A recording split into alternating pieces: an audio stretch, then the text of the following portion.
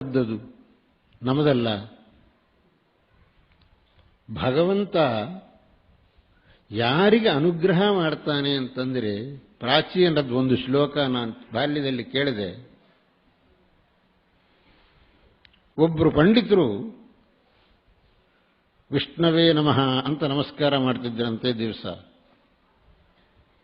ಪಾಪ ಇನ್ನೊಬ್ಬ, ಅವನಿಗೆ ಉಕಾರ ಅಂತ ಶಬ್ದ ಬರುವುದಿಲ್ಲ, ರಾಮ ಶಬ್ದ ಒಂದೇ ಬರುವುದು ಅವನಿಗೆ. ವಿಷ್ಣಾಯ ನಮಃ ಅಂತ ಅವ ನಮಸ್ಕಾರ ಮಾಡ್ತಿದ್ದಂತೆ. ಭಗವಂತ ಇಬ್ಬರಿಗೂ ಅನುಗ್ರಹ ಮಾಡಿಬಿಟ್ಟ.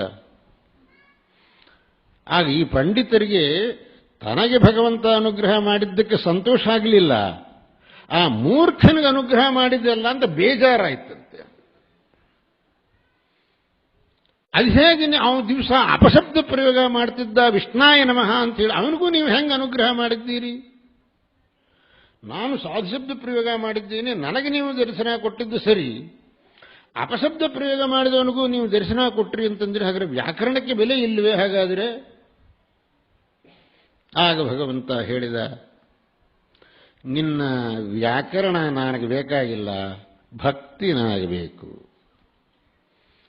ಮೂರ್ಖೋ ವದತಿ ವಿಷ್ಣಾಯ ವಿದ್ವಾನ್ ವದತಿ ವಿಷ್ಣವೇ ಉಭಯೋ ಸದೃಶಂ ಪುಣ್ಯಂ ಭಾವಗ್ರಾಹಿ ಜನಾರ್ದನ ಅಂತಂದ್ರೆ, ಇಬ್ಬರಿಗೂ ಒಂದೇ ಸಮಾನ ಒಂದೇ ರೀತಿಯಾದ ಪುಣ್ಯ ಸಿಕ್ತು. ಯಾಕೆ ಅಂತಂದರೆ ಭಗವಂತ ಭಾವಗ್ರಾಹಿ.